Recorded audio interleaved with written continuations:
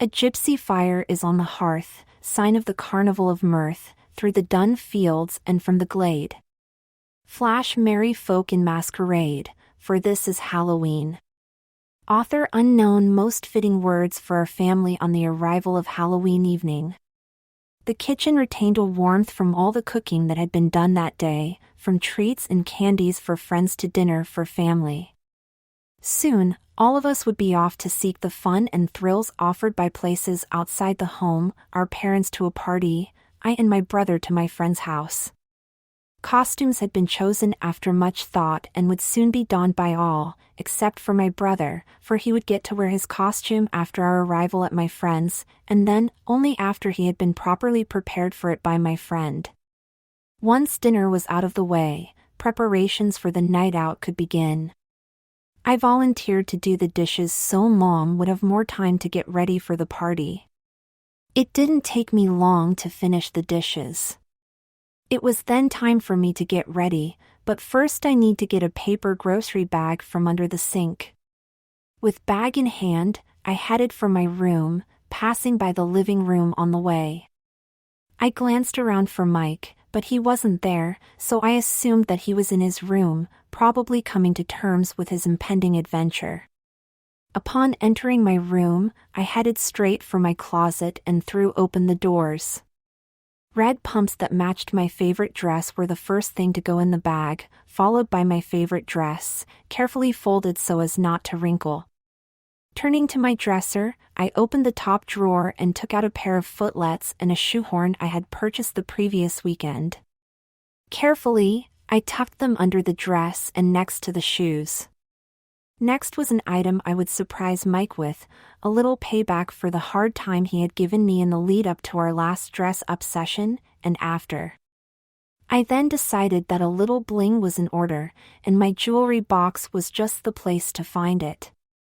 I selected a wide, faux diamond choker that would do an excellent job of hiding Mike's Adam's apple. A pair of matching, long dangling, clip-on earrings and a 3-strand bracelet that mimicked the choker found their way into in the bag. Only one item was left, panties, and I knew just the pair I wanted Mike to wear. They were a silvery white satin with white lace trim. The backside was covered in rows of stiff ruffle-like lace, very feminine, and sure to cause him some embarrassment in front of Crystal. With the panties in hand, I headed out of my room and down the hall to Mike's room. "Hey Mike, you need to put these on before we go. I can't wear your panties in front of your friend. What would she think of me? I'll just wear my own shorts. These are appropriate for the dress, your shorts are not. And don't worry about Crystal, by the time she sees you wearing these, you will already look like a girl and she won't think anything of it." I didn't wait for Mike to reply. I just tossed the panties onto his bed and returned to my room to change into my costume. I had long before chosen to be a woman pirate and it had taken a few months to assemble all that was needed. After stripping to my underwear, I put on a white satin, off-the-shoulders, pullover blouse with long billowy sleeves ending in French cuffs. A below-the-knee, Spanish peasant style, red and black full skirt was next. I topped it off with a tight-fitting, black leather, lace-up vest, the top of which was contoured to fit under and accentuate my breasts.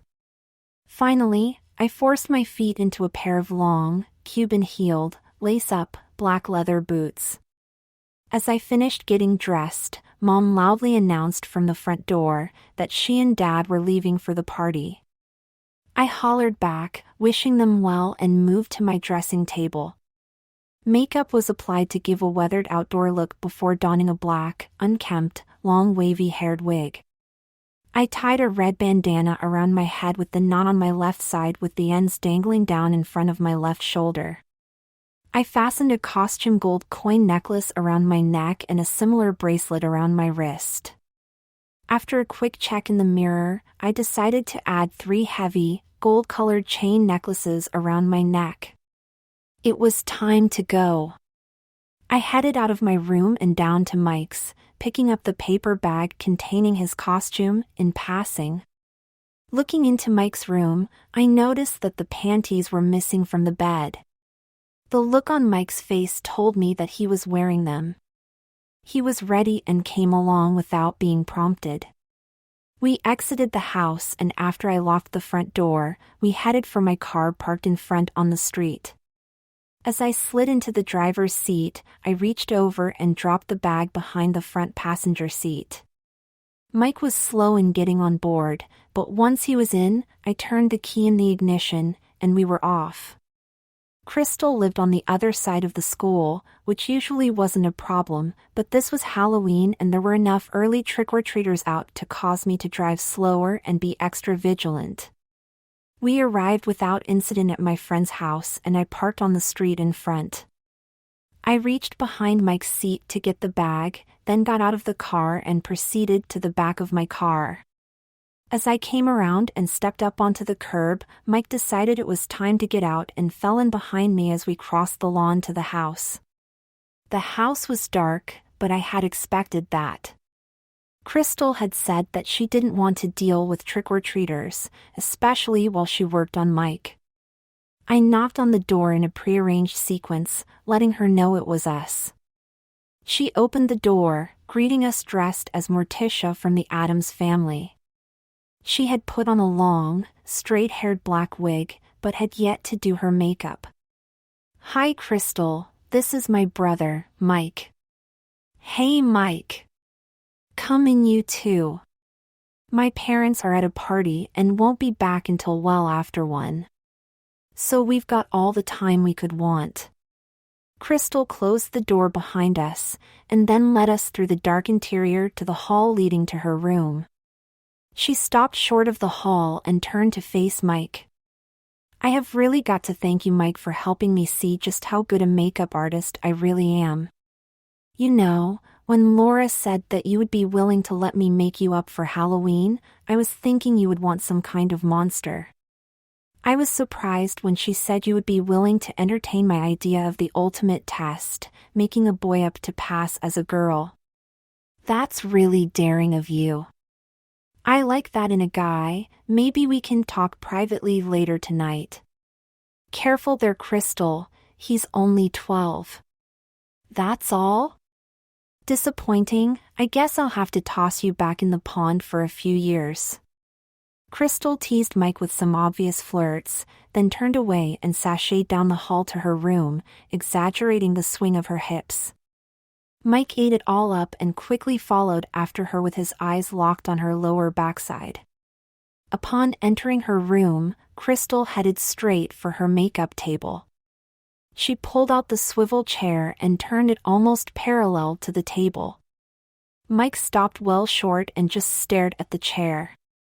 Crystal flirted and motioned with her head for him to come and sit in the chair. He was fully smitten and did as she bid. For my part, I sat on the bed on the opposite side of her room, setting my bag on the bed next to me. The transformation began with a base makeup that obscured any masculine features Mike may have had. As the heavy makeup was applied, his being fair of face turned into his being slightly feminine. Crystal emphasized the new look with a skillful application of just enough makeup of different shades, blended so as to make each feature of Mike's face fit in with, and emphasize, his emerging feminine look. Crystal spent considerable time on Mike before she was satisfied with the look. With a smile and a slight look of pride, she turned the chair to the mirror. Both Mike and I stared in disbelief, for my brother had disappeared and a young girl with a boy's haircut, who was strangely familiar, had taken his place. "I christen thee, Michelle." Crystal leaned in and kissed Mike on the cheek, much to his surprise and liking. But Mike's new look was not to last, for a second transformation awaited. Crystal turned the chair back to her and got to work. She began with the eyes, starting with the eyebrows, trimming, shading and outlining them. The eyelashes were next, applying mascara and other details. Various eyeshadows followed, detailed with different pencils. Other facial features received, in turn, a makeup upgrade ending with the lips. These received bright red lipstick applied with a brush and outlined with a dark pencil. Lip gloss was applied over the lipstick. Crystal scrutinized Mike's face with a critical eye, addressing anything she felt was below her standards. When she was finally satisfied, she turned her attention to a round box on the end of the table. The lid was removed, and from within came a black, 1940s-style, A-line bob wig with bangs that covered the forehead down to the bottom of the eyebrows. She fitted it to Mike's head and fussed with it until it was perfect. Again, Mike, aka Michelle, was turned to the mirror and we both stared at the image that reflected back. It was clearly Michelle, but she had been made up as if she were going to a costume party as a seductive adult woman. This was beyond a makeup job, for this was art, and a masterpiece at that. It was then my turn to work on Mike. I had Mike come over to me and I quickly stripped him to his panties, putting his clothes on the bed next to the bag. He was clearly uneasy about standing there in frilly girl's panties with Crystal looking on, even though he looked like a girl. He anxiously waited for me to cover him with my dress, but relief was not coming anytime soon. Indeed, his embarrassment was about to become worse as it was time to spring my little surprise on him. I reached into the bag, pulled out and presented to Mike a bra. It was the matching half to the panties he was already wearing, a silvery white strapless model with semi-hard satin cups trimmed along the top with lace. He stood there frozen, staring at the bra, with a struggle rising up inside him. No surprise given his adversity to wearing a bra versus his desire for wearing my favorite dress. Something had to give. Crystal noticed Mike's reluctance to wearing a bra. She came up beside him and caught his attention. She looked intently at him with a bit of seduction, ending with a couple affirmative nods of her head. Mike, as if he was under some spell of Crystal's, slowly raised his arms up, allowing me to fit the bra to his chest and hook it behind him. Crystal smiled at him as she stepped backwards to her makeup table. She pulled open a drawer, took out a pair of small breast forms and approached Mike once again. "I have something for you. I used these back when I was your age. They help to make me look and even feel more like a young woman. May they do the same for you, on this night of masquerade." Mike stared at her but did nothing to stop her from slipping a form into each cup. He just stood there as she teasingly made slight adjustments to the bra. Only when Crystal stepped back to look him over did Mike look down at his chest to see what had happened. It was clear to me that he wanted to reach up and grab his new breasts with both hands, but for what reason? If he wanted to explore them, he certainly didn't want to do it in front of Crystal and me. And if he wanted to rip them from his chest, he certainly didn't want Crystal to see him do it for fear of losing her favor. While it might have been fun to watch Mike come to terms with his new breasts, I had more pressing things to do. I retrieved the dress from the bag and, holding it by the top of the sides of the bodice, let gravity unfold it. Hoping to divert Mike's attention away from his bosom, I gave the dress a shake to help straighten it out. It worked. Mike looked up and stared at the coveted dress with his mouth slightly open. I unzipped the dress in a slow, seductive manner as he watched. Mike began to shake ever so slightly, for the moment he had wanted was at long last at hand. As I lowered the dress so he could step into it, my brother reached out to put his hand on my shoulder to steady himself, as he had done so many times before. But this time was a little different as he was still slightly trembling and I could feel it through his hand on my shoulder. He stepped in, being ever so careful not to pin the dress under his feet. I pulled the dress up into place and was about to turn him around when Crystal came up behind him. She seized the zipper and slowly pulled it up as if she was teasing Mike. He turned his head in surprise and looked into Crystal's eyes. She gazed back at him with a smile and a little flirt. Crystal finished zipping up the dress, and then wrapped the sash once around his waist, tying it in back of him into an ascot with the ends reaching the floor. She stepped around Mike to join me on the bed. As Mike looked down at the dress, I pulled from the bag the clip-on earrings and dangled them in front of him. He looked up at me, and I leaned towards him to fit the earrings to his earlobes. The choker was next, and I again leaned towards Mike to fasten it around his neck. Another dip into the bag produced the bracelet. Mike surprised me by extending his left hand to me, allowing me to fasten it around his wrist. Once more my hand reached into the bag and came out with the red pumps along with the pair of nylon footlets and the shoehorn. Mike seemed to be eager to put the shoes on, and after some difficulty in fitting them to his feet, he was ready to take a turn in my, or should I say our, favorite dress. Mike didn't need any prompting. He quickly turned away and strutted off towards the doorway with all the poise and mannerisms of a girl. At the door he made a well-practiced turn, coming to face more in Crystal's direction. He walked back towards Crystal with a look on his face that said he wanted her approval more than mine. She obliged him. "Bravo, well done, your posture and your walk are perfect. You are better at being a girl than most girls. This is a side of you I had not expected, and I like it." Mike couldn't say anything, he was just too smitten with Crystal to even try. I was intently jealous. After all, Mike was my Ken doll and he was supposed to be dressing up for my enjoyment. It was time to regain control. Hey, I taught him that. And now, Mike, I'm going to teach you how to be the vamp that you are made up to be. Oh, can I get in on this too? I can demonstrate how a vamp acts and you can point out to him what he needs to do. Sigh, there was no stopping Crystal, and I felt like taking my Ken doll and storming off for home. The only problem was that Mike was clearly in favor of her proposal. Separating him from her at that moment could be counterproductive. After all, he was finally experiencing what it was like to wear the dress he so desired. He could strike back at me by bringing our dress-up sessions to an end, and that would end my fun. Crystal was now the key to getting him to do more.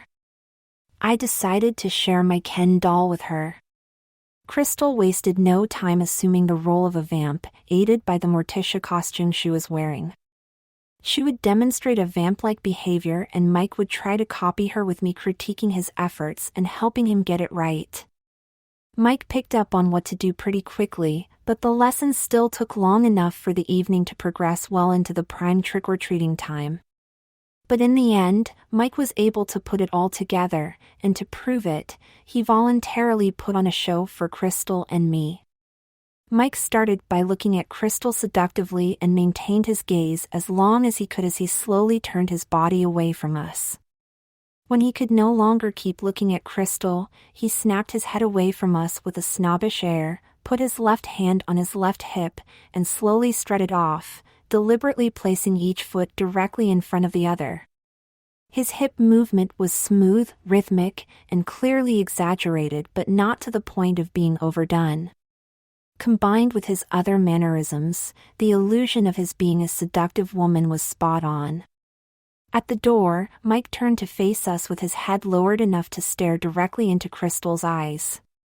He slipped his hand off his hip and held his arms straight down and touching his body. He slinked toward us, rocking his shoulders up and down like a teeter-totter in perfect sync with his seductive walk. He walked straight up to Crystal and bowing low from the waist, stared deeply into her eyes.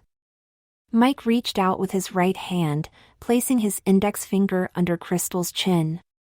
As he straightened up, he enticed her to lift up her chin to look up at him. He ran the tip of his tongue under his upper lip, then lifted up his chin but looked down with his eyes in order to maintain a lock with her eyes. Crystal started to rise from the bed, and that's when Mike slid his finger from her chin, letting her fall back onto the bed. He haughtily turned away from us and made as if he was going for another walk, but didn't. He took but 2 steps before stopping. He slightly turned his left side toward us and struck a pose with his left leg placed so that it stuck out through the long side slit in the skirt portion of the dress. He then looked over his left shoulder at Crystal. I couldn't believe my eyes, for he was mimicking what I had done in front of him just days earlier when I wore my dress to entice him into letting Crystal make him up as a girl. But Mike didn't stop there, as he caped it off by bringing his right hand up to the back of his head with his elbow sticking straight out and gave Crystal a sexy look, copying one she had demonstrated earlier. Both of us stared at him with our mouths wide open in stunned silence. Neither of us could believe that we were looking at my brother, for no trace of him was to be seen, neither physical nor in mannerism. That's when it hit me. My bratty brother had gone from being a bad boy to a good girl trying to be a bad woman. When we had recovered our scenes, we broke out in applause, with Crystal adding a wolf whistle. Mike, who was clearly becoming more and more wrapped up in the role of Michelle, ate it up, then began to explore the feel of the dress by walking, sitting, posing, and running his hands over it, all under the guise of acting like a vamp. I had an idea that would give him even more thrills. I caught his attention as he once again started to walk in front of me. "Hey Mike, how about you and I take a walk around the block?" "What, are you out of your mind? This is Halloween, there's got to be a couple hundred people out there. I can't be seen dressed like this." "Why not? Everyone you meet will think you are a girl in costume. No one is going to see that the girl is really a boy. You will get to experience the thrill of fooling people into thinking that you are something you're not. It's an experience that I will probably never know." That was the ticket. I could see him running with the thought of experiencing something while wearing my favorite dress that I could not. But still, there seemed to be one last barrier to overcome. "But what if we run into one of your friends? How will you explain me to them?" "Laura won't have to. We don't have the same friends, and hers don't know anything about me, so if you let me join you, she can refer to you as my cousin. No one will suspect you are her brother. Come on, let's do this. It'll be fun. I'll just make up my face, add a few touches to Laura's, and we'll go." Mike stared at Crystal for a moment before nodding his head in agreement to her proposal. He was still under her spell and powerless to refuse her. Crystal got up from the bed and, as she passed Mike, reached out and briefly caressed his face. Mike turned as if he was being controlled by her hand and watched her walk to her makeup table. Crystal took a seat at the table and got to work. Mike turned his attentions back to the dress and let Michelle resurface. It didn't take Crystal long to make herself up as Morticia. She then turned her talents to my face. She didn't do a whole lot, but it resulted in a dramatically improved and more believable look. She swiveled the chair around to face Mike, then bent down to place her head over my left shoulder. Together we gave Mike a reassuring smile, and then motioned toward the bedroom door with our heads. Crystal headed for the door, imitating Morticia's walk. Like an obedient puppy, Mike followed in behind her, with me bringing up the rear. Crystal led us through the house straight for the front door, pausing at the door to pick up a set of house keys that were attached to a small garter from a small table by the door. She slipped the garter over her left hand onto her wrist. She smiled at Mike, then opened the door and motioned with her left hand for him to step out. Mike looked out on a typical Halloween scene, with kids and escorting adults walking up and down the sidewalks, paying a visit at any house with its lights on. Mike froze, unable to bring himself to leave the safety of the house. He desperately needed encouragement, and I gave it to him in the form of my squeezing his butt with both hands. Mike jumped through the doorway, and a second squeeze got him to the front of the porch. He was clearly upset, but wasn't about to shout in protest for fear of drawing the wrong kind of attention from anyone within earshot. Crystal followed us, closing and locking the door behind her. There was no retreat. Crystal passed by me, coming to stand beside Michelle. She took her cousin's hand and stepped off the porch. Michelle reluctantly came along, albeit a half pace behind, as they crossed the lawn to the sidewalk. I followed behind them. At the sidewalk, Crystal turned up street and with a strong pull of her arm, brought Michelle up to walk beside her. Mike was terrified and stumbled along more in the manner of a boy than a girl. Michelle needed help in gaining control over Mike, so I took it upon myself to help her out. I closed the gap between us and whispered to him, "Michelle, you need to get into character. Remember, you're supposed to be a vamp." Michelle rose up and seized enough control to force Mike to act like a sexy woman. And it was just in time, for we were about to meet a group of young trick-or-treaters that had just extorted candy from a house and were being escorted back to the sidewalk by two mature women, probably grandmothers to the children they were escorting. "Oh my, look at these costumes and the makeup too. Let's see, we have a pirate wench just returned from a raid. And I know this one. You are the most perfect Addams Family Morticia I have ever seen. You could be her younger double, don't you agree, Sal?" "I do indeed, Gail. And you, my dear, you are most convincing as a Scarlet Woman. Why, I first thought you were a young adult. You had me completely fooled. I did not suspect for a moment that you were a teenager. Look closer, Sal, she's a pre-teen girl. Oh my stars, you're right. She is just a girl. Well, I'm just speechless. You all look most convincing. Enjoy the night. Come along, children." A marked change came over Michelle. From that moment on, she then walked with the same poise and confidence she had back in Crystal's bedroom. I moved over to be behind Crystal, giving anyone behind us a clear look at Michelle. "Sal, look at that walk. Oh my. And to think that I first thought she was a teenager, only to find out she's just a girl. And now, well, I just do not know what to think. Think about and pity her parents. Boy, is SHE going to be a worry as a teen. I don't think I have to describe just what effect that chance meeting had on each of us. We each reacted with pride for our part in what had become the ultimate deception. We continued our trek, meeting a lot of people, young and old, with no one the wiser. While we all received the occasional compliment, it was Michelle that most people were astonished with. All had trouble believing she was just a girl. None had even the slightest suspicion as to her real gender. It wasn't long before we all had swelled heads, and none more so than Michelle. It was a recipe for disaster, and the potential for which presented itself as we crossed over a side street that was about a half-block long, ending in a cul-de-sac. It was Crystal who first spotted the party at the end of the street and wanted to check it out. I had misgivings, but before I could say a word, Crystal was headed up the street at a fast clip, dragging Michelle along with her. It turned out to be a block party with the cul-de-sac blocked off by a couple of cars, creating a large and safe dance area. All the houses on that street were on higher ground than the street, with the front yards either sloping down to the sidewalk or made level with retaining walls just high enough to sit on.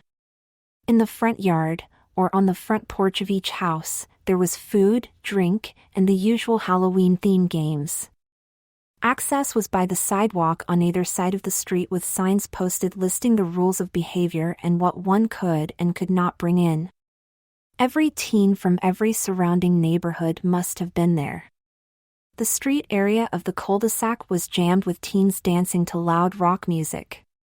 The front yards lining the cul-de-sac were less crowded, but there was still a lot of jostling and bumping, and that could be more than problematic for Michelle. "It's an open party. Let's check it out." I don't know about this, Crystal. A girl could find herself in trouble real fast in there, especially a girl like Michelle. Relax, Laura. I can see several adults watching over the crowd, so it's well chaperoned. I leaned in close to Michelle and whispered a warning.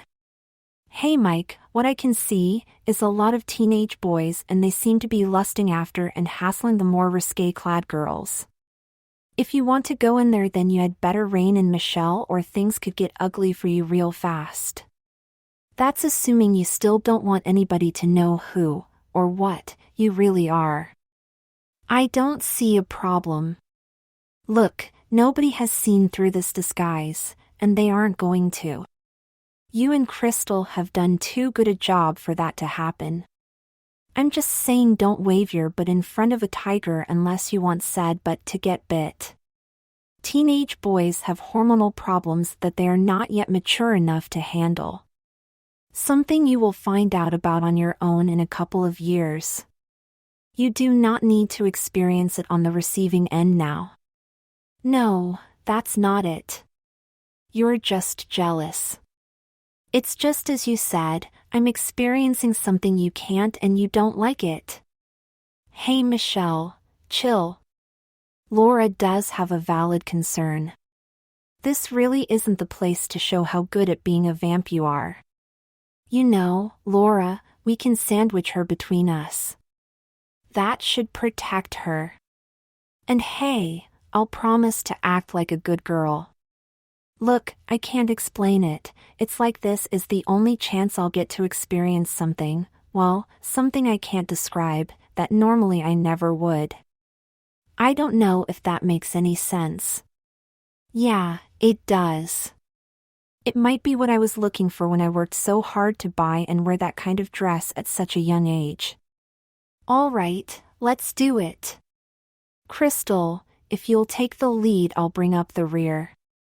We entered the party area and hiked up the driveway of the first house, offering some kind of punch to drink in paper cups. With drinks in hand, we proceeded on to each house in turn, sampling any food they had out. The further along we got, the heavier the traffic got, especially from the opposite direction.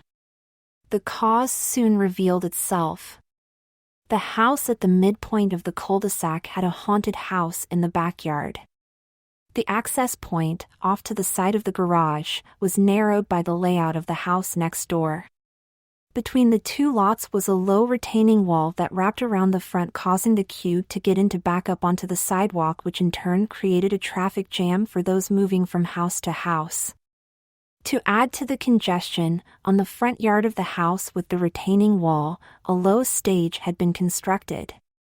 A man with a microphone was on the stage, making ready to address the crowd. If I can have everyone's attention for a moment, we are about to start the favorite costume contest.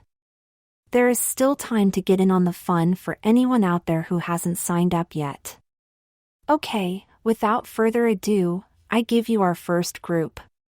Michelle had been interested in the haunted house, but this new offering really grabbed her attention and she pressed on towards it.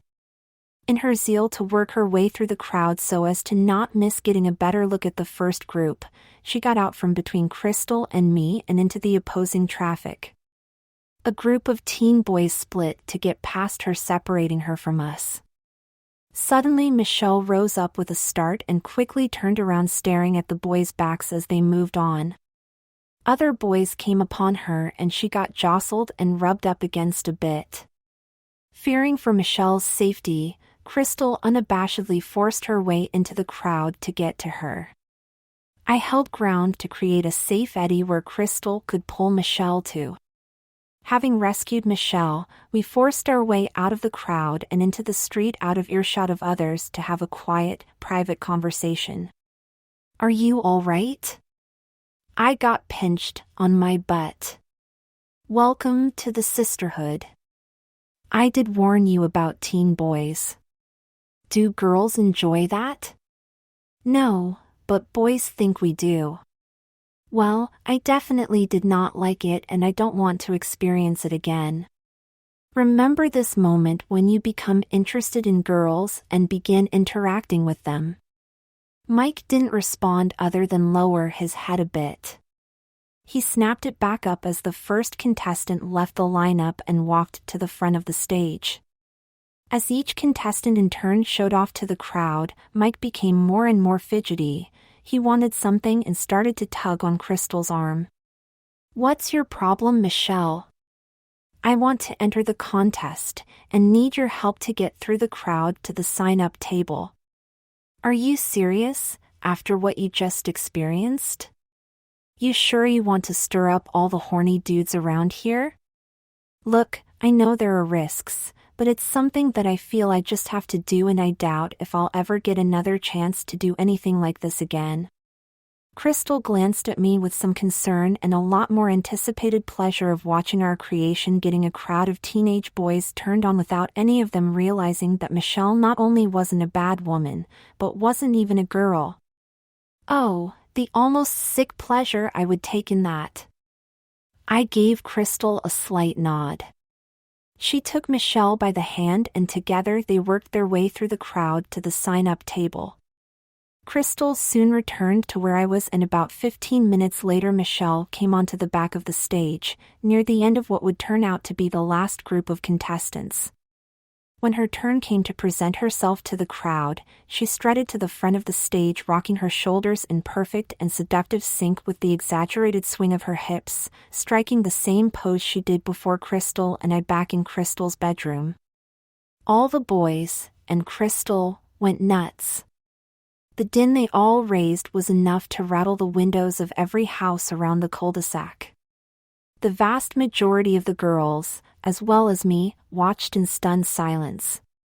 As Michelle turned to slink back to her place in line, the girls who were with their boyfriends began to beat on said boyfriends who continued to lust after Michelle. Watching the action around me, I felt envy of Michelle slowly take over my mind to the point that I completely forgot that I was actually watching my brother in drag. Michelle was overwhelmingly declared the favorite of her group and joined the other favorites from all the other groups as they came up on stage.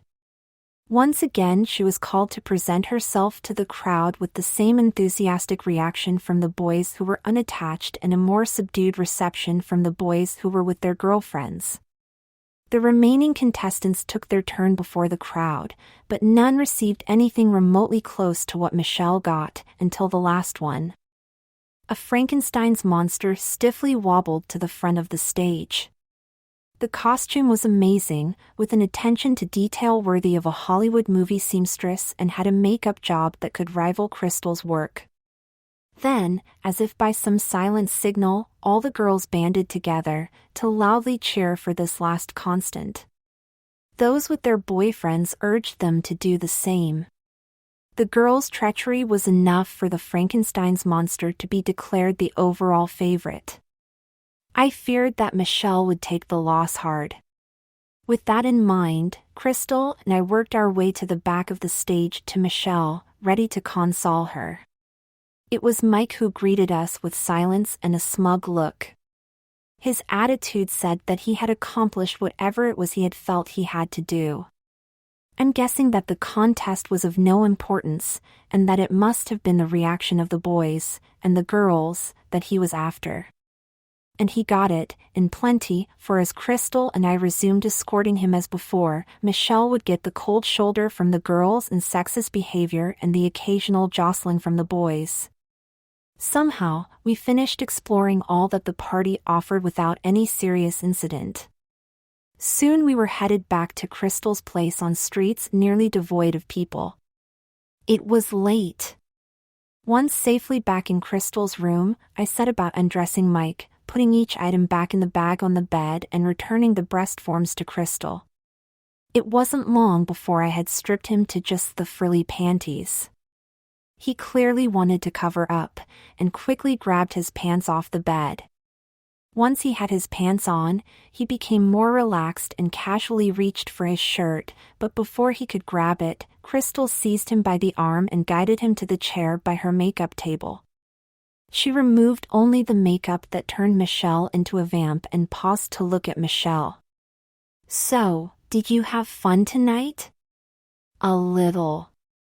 Did you enjoy being a girl, experiencing what it's like on the other side of the fence? Not really. Come on, that look on your face at the end of the contest says different. Hey, I got away with a grand deception in front of a huge crowd. How else would you expect me to look? It doesn't mean I enjoyed being a girl. So, I can't count on you to challenge my makeup skills from time to time? Nope. This was a one-time thing. Disappointing. Crystal got on with makeup removal. When she finished, Mike was able to come back to the bed and complete getting dressed, and then head for home. But Crystal wasn't ready to give up on him. You're a terrific subject and I really don't want to lose you. Sure, I can't talk you into another session? I like to try some different looks on you, I'm sure. Not even for next Halloween? Well, I might let you make me up as a zombie or something, but not a girl. Then I guess I'll just have to settle for what I got and thank you for it.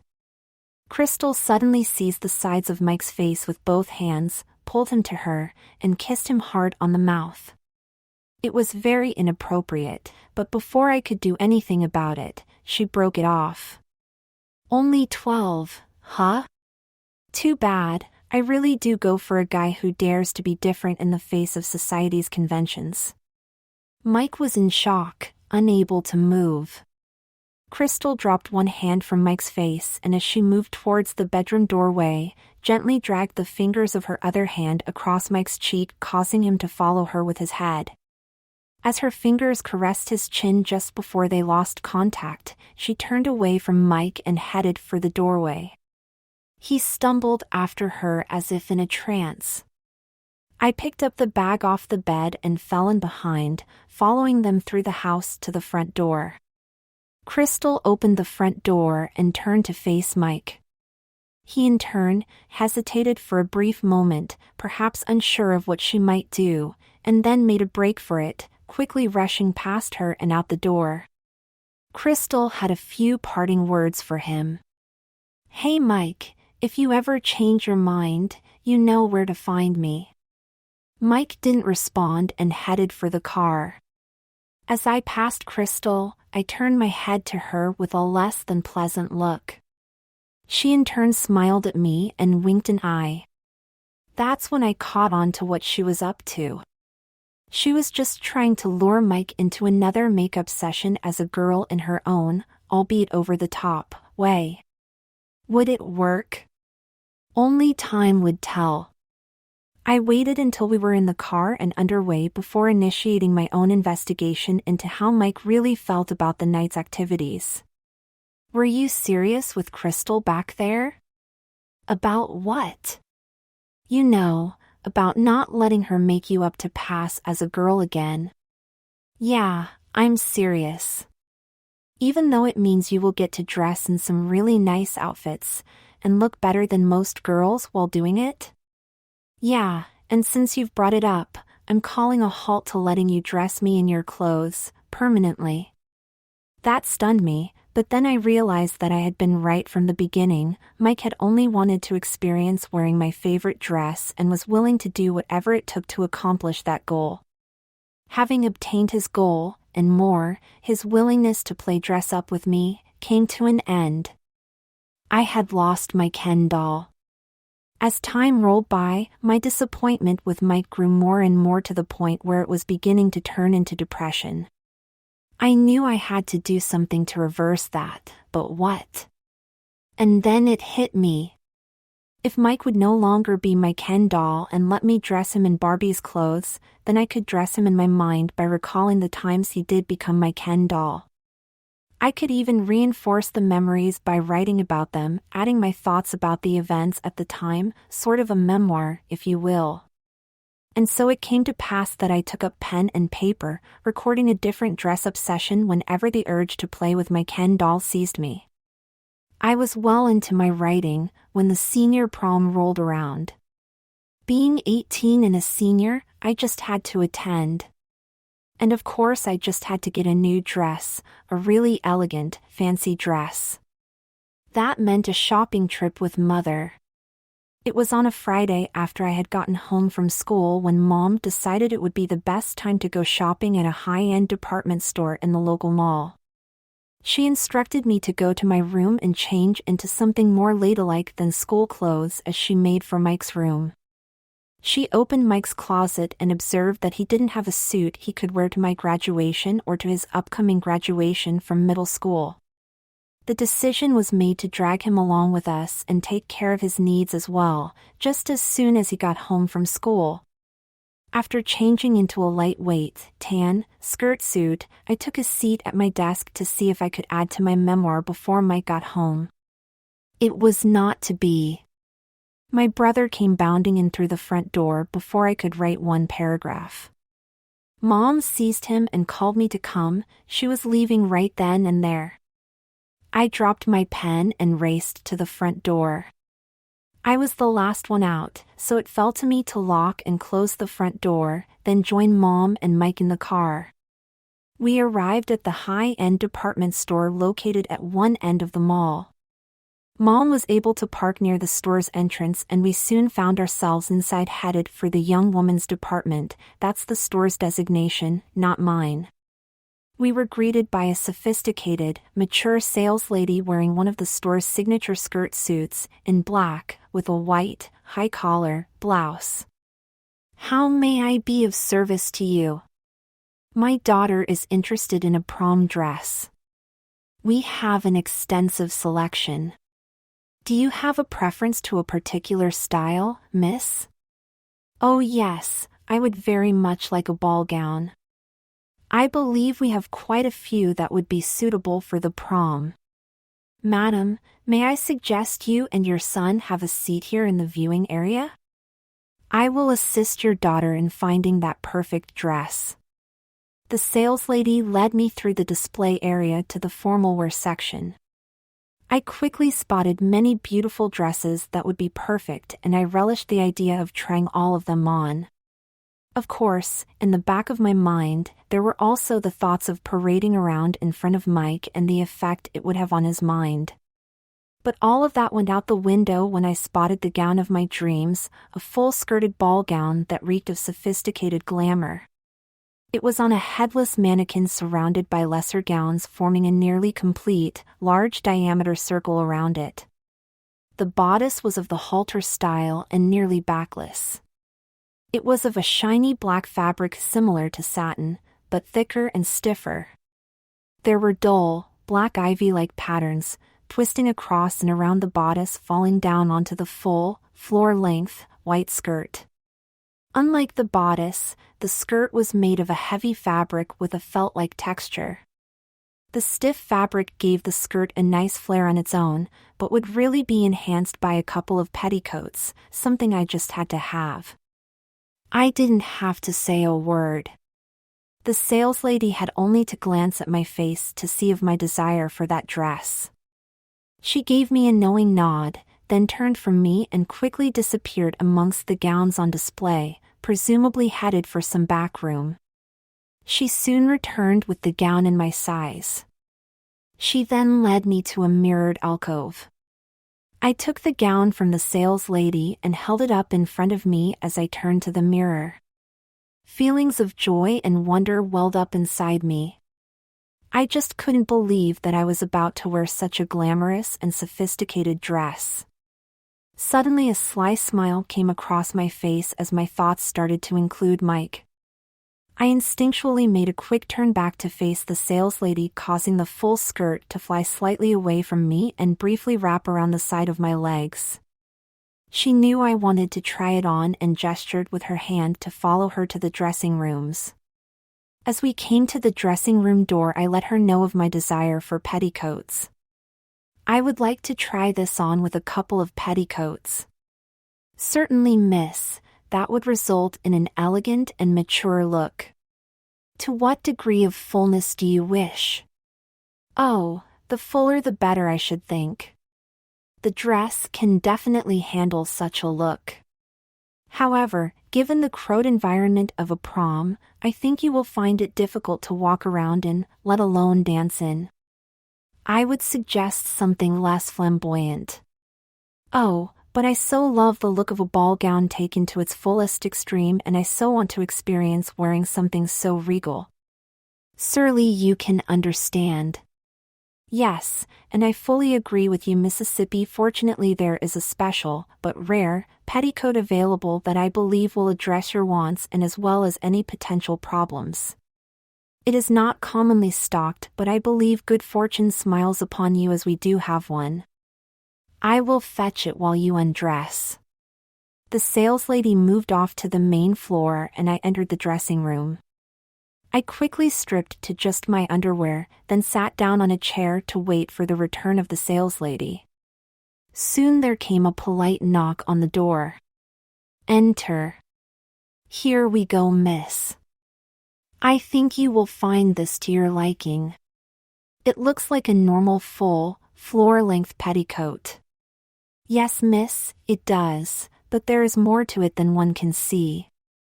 There is a panel in the back that can be removed, allowing the lower half to hang slightly flared rather than flared to the extreme. I will demonstrate later. For now, I would like you to see and experience the dress as it was meant to be worn. The saleslady handed the huge petticoat to me to put on, and then helped me get the dress on up over my head and then out over the petticoat. She fussed with the very full skirt until it hung perfectly while I donned a pair of elbow-length, white gloves that she had brought with the petticoat. The effect that the petticoat had was magical. The skirt flared out all around me, so much so that there was no fold in the fabric to be seen, nor could I see all of it in the narrow dressing room mirror, no matter how far back from it I stood. I couldn't wait to show Mom and, of course, Mike. As the saleslady opened the dressing room door, I reached down in front and took hold of the skirt, lifting it up slightly. I left the dressing room and headed for the viewing area with the saleslady following. As we came to where Mom and Mike were waiting, I could see that Mike had become restless with boredom and had twisted around in his chair such that he couldn't see me coming. But he could hear me. The petticoat was making that wondrous rustling sound, the very sound that he had experienced firsthand. Mike instantly turned in my direction and stared at me with his mouth slightly open with envy clearly written across his face. I modeled the gown with the covert purpose of teasing Mike. Mom looked at me with a little concern. You look so beautiful in that gown, but I think that it is too much dress for a high school prom. I really think you should look at a different style. Not to worry. I had been assured that it can be adapted to fit in with a prom environment, yes? Indeed, miss, I shall now demonstrate, if you will assist me by holding up the back of the skirt. The saleslady gathered up the skirt from behind and passed it off to me to hold up out of the way. She then proceeded to undo a couple of zippers in the back of the petticoat, allowing her to remove a portion of the petticoat, creating a sizable triangular-shaped gap. She drew the edges of the gap toward each other and zipped them up together, causing the petticoat to draw in around my legs from the knee down. The shirt, once released, drew in with the petticoat in multiple folds, ready to flare out with the first twirl on the dance floor. I absolutely loved it. Mom seemed to like it as well. And Mike, well, his eyes were wide open and was sporting a familiar look on his face. That look on Mike's face only confirmed what I already knew, that the gown was perfect and I just had to have it. Mom looked at the price tag and decided that it was too expensive. I countered by pointing out that the versatility offered by the adjustable petticoat made it a bargain. In the end, I had to pony up half the money before Mom would agree to buy it, a small price to pay for the pleasures the gown would bring me. With that settled, I reluctantly changed back into my skirt suit. The saleslady packed up the gown and gloves in one large box and the petticoat in another while Mom paid a visit to the cash register with Mike in tow. With me taken care of, we proceeded to the boys' make that young men's department to take care of Mike's needs. Mom had hoped to be home before Dad got there from work to start on dinner, but Mike sabotaged that by being very uncooperative and hard to please. Mom quickly saw that we were going to be there long after Dad would have returned home. She called him at work from the store and arranged for him to meet us at a restaurant for dinner instead of all of us going home. We finally finished taking care of Mike's needs and left the store for the restaurant. We found Dad waiting for us at the entrance to the restaurant, and together we went inside and were seated. During the meal, Mom related the afternoon's events, spending considerable time on Mike's antics. Dad was clearly not happy with Mike's behavior and, as an offering of sympathy to Mom, suggested we take in a movie. Mike quickly bowed out, complaining that there wasn't anything playing that he wanted to see. I didn't dismiss the idea, but didn't commit to it either. After dinner, we headed back home to drop off Mom's car and Mike. As we pulled into the driveway, I decided to opt out, giving the excuse of meeting friends early Saturday morning. Mom looked at Dad and smiled, then saw Mike and I safely inside before going back out to join Dad in his car and heading off to the movies. Once back inside the house, I wasted no time getting back to my room. I placed the boxes containing my gown, gloves, and petticoat side by side on my bed before getting back to my desk, taking up my pen, and continuing to record my fun times with my Ken doll. It wasn't too long before Mike paid me a visit. "Hi sis, you really looked nice in your new prom dress." "Wow, thank you Mike, that's really sweet of you." "Yeah, say, that's a new style for you, isn't it? I can't recall seeing anything in your closet with such a huge skirt reaching all the way to the floor." "It's a ball gown, and you are right, it's my first one." So, what's it like to wear it?" A smile came across my face as a feeling of joy welled up inside me. I stopped writing and turned to look at him. "I'd love to tell you all about it at length, describing every sensation and every emotion each one evoked, but I need to finish this writing first." "It shouldn't take long, I'm almost done." Disappointment filled Mike's face, as I knew it would. It was bad of me, but I just couldn't resist teasing him a little before offering him what he really wanted. "Hey, you know what? I think I can reach a stopping point in the time it will take you to choose a pair of panties from my dresser, change into them, and make the usual preparations. That is, if you are interested in experiencing wearing my gown firsthand." Mike's face lit up. He clearly wanted to run to my dresser but was hesitant to do so. "Go ahead, no strings attached. You don't even have to look like a girl, well, that is, unless you want to. I'm not as good as Crystal, but I did pick up a few things while watching her, so." "Hey, it's up to you. Go on." A huge smile formed on Mike's face, spanning from ear to ear, and he sprinted to my dresser.